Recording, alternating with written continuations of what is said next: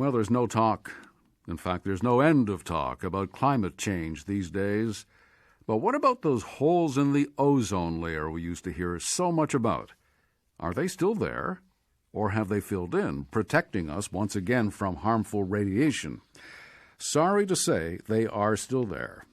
But there have been some interesting developments. One in particular is the discovery of a very close relationship between the health of the ozone layer and climate change. That discovery was made with the help of the atmospheric chemistry experiment, also known as ACE, which is aboard a Canadian satellite, launched exactly 5 years ago.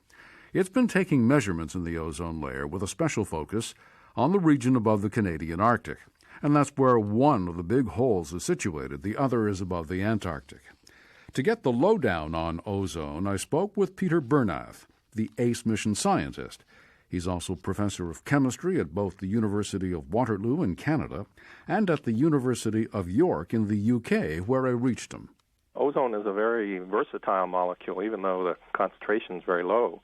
And down on the ground, it's a pollutant, poison. And also in the lower part of the atmosphere, it's a very potent greenhouse gas. In fact, after methane and carbon dioxide, ozone, tropospheric ozone, is number 3.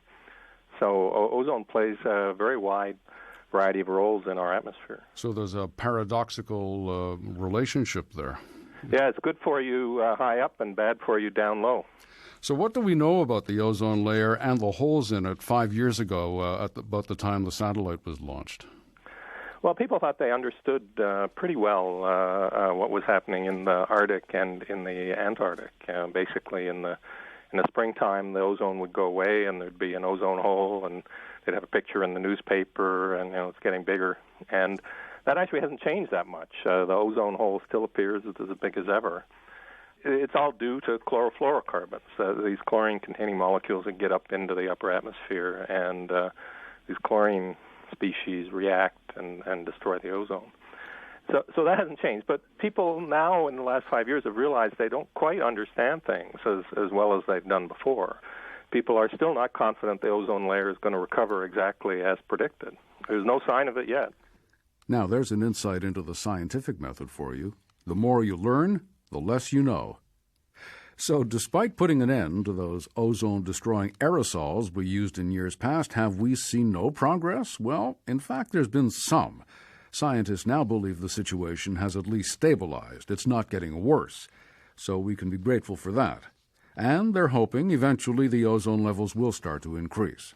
And a reason for that optimism is that they've observed a reduction in chlorine concentrations out there in our atmosphere.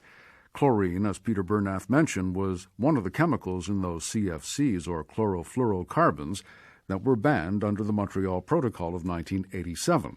The CFCs were the propellants used in the aerosols. So the ban on their use by universal agreement would appear to be having the desired effect. Now it's just a waiting game to see if and when the next step occurs, the shrinkage of those holes in the ozone layer.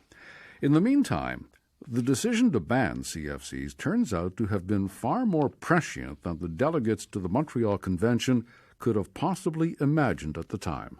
One of the amazing things is that these chlorofluorocarbons are also very strong greenhouse gases, and the Montreal Protocol has actually removed more greenhouse gases from the atmosphere than the Kyoto Protocol has so far.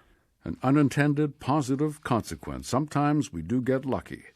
Back in 1987, the relationship between CFCs and climate change wasn't known, and it was by virtue of this Canadian scientific satellite mission, in collaboration with numerous scientists elsewhere, that the connection was finally made. People used to think that they were very separate subjects. The ozone hole was a separate topic, and global warming, temperatures getting hotter on the ground. But in the last few years, people have realized that they're quite connected, that there's a sort of chemistry-climate coupling, and some of our findings from the satellite mission have showed that this is indeed true. So, for example, we found that in the Arctic, the solar wind, these particles from the sun, crash into the upper atmosphere, make nitrogen oxides. And normally they don't do anything. They're very high in the atmosphere. But if it gets cold, then this cold air sinks and brings the nitrogen oxides down and destroys the ozone. And in the Antarctic, this is fairly common and has been known to occur.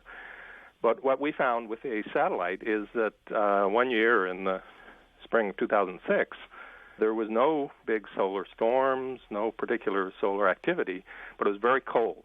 And global warming, in fact, paradoxically makes the upper atmosphere cold, because on the ground these greenhouse gases trap the infrared radiation, but the more greenhouse gases in the upper atmosphere, they radiate to space. And so the upper atmosphere gets colder.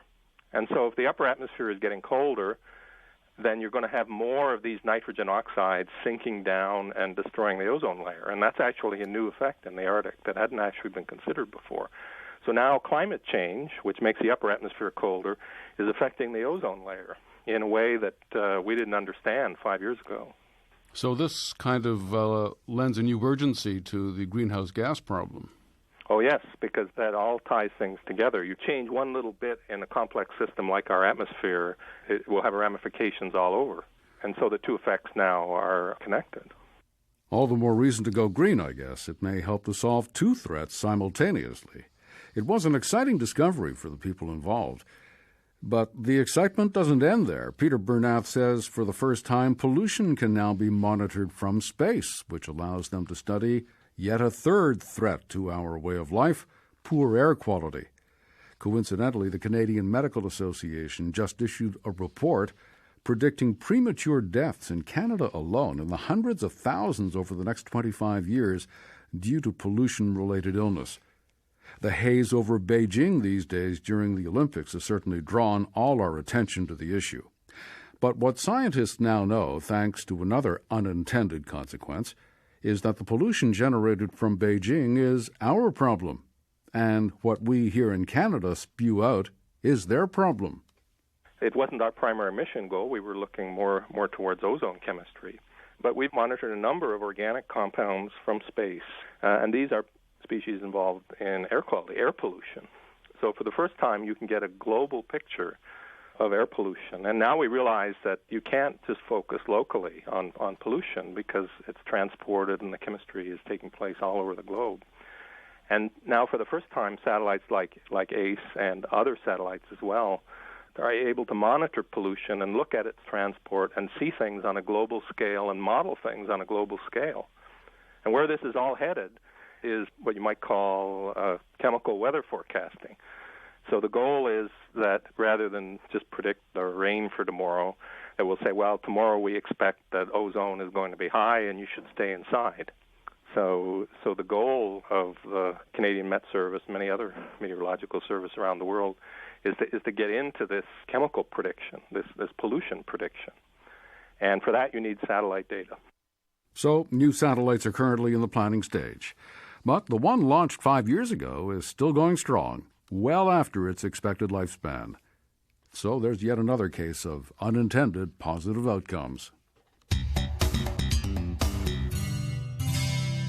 This is the Link Weekend Edition from Radio Canada International. I'm Victor Narenberg.